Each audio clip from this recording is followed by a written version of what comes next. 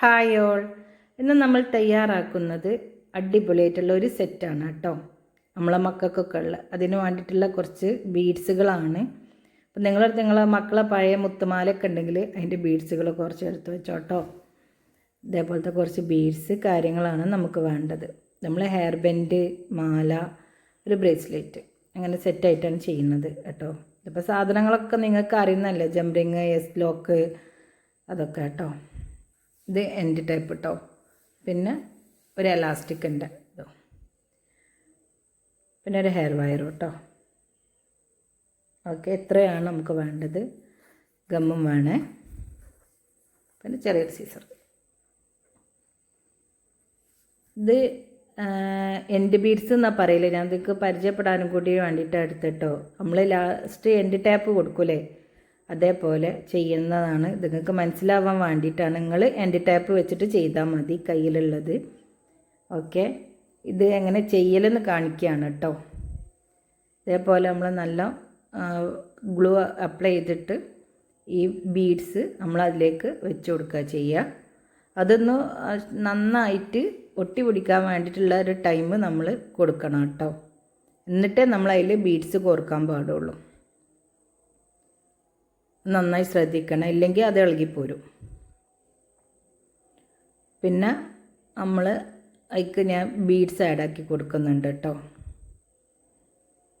ഇത് വളരെ സിമ്പിളായിട്ടുള്ള ഒരു സെറ്റാണ്. നമ്മളിപ്പോൾ കടകളിലൊക്കെ ഇതേപോലെ നമ്മൾ വാങ്ങാൻ കിട്ടും. നമുക്ക് നമ്മളെ ഇഷ്ടത്തിനനുസരിച്ച് ഡ്രസ്സിൻ്റെ കളറിനൊക്കെ അനുസരിച്ചിട്ട് നമുക്ക് ചെയ്യാൻ പറ്റുന്ന വളരെ സിമ്പിളായിട്ടുള്ള ഒരിതാണ് കാണിക്കുന്നത്. ഇത് നമ്മളെ ഭാവനക്കും ഇഷ്ടത്തിനനുസരിച്ച് നമുക്ക് ബീഡ്സുകൾ പല രൂപത്തിലും നമുക്ക് ചെയ്ത് കൊടുക്കാൻ പറ്റും കേട്ടോ. ഞാൻ ഇതേപോലെ ചെയ്യുന്നത്. ഇതേപോലത്തെ ബീഡ്സ് കൊടുക്കുമ്പോൾ ഉണ്ടല്ലോ, അത് അങ്ങോട്ടും ഇങ്ങോട്ടും തിരിഞ്ഞ് കളിക്കും. അപ്പോൾ അത് പോരാതെക്കാൻ വേണ്ടിയിട്ട് നമ്മൾ ഇതേപോലെ ഗ്ലൂ അപ്ലൈ ചെയ്യുക. അങ്ങനെ ആവുമ്പോൾ അത് അതേപോലെ നല്ല വൃത്തിയിൽ നിന്നോളും. മറ്റിങ്ങനെ റൗണ്ട് ചെയ്ത് വരും, അത് വരാതിരിക്കും കേട്ടോ.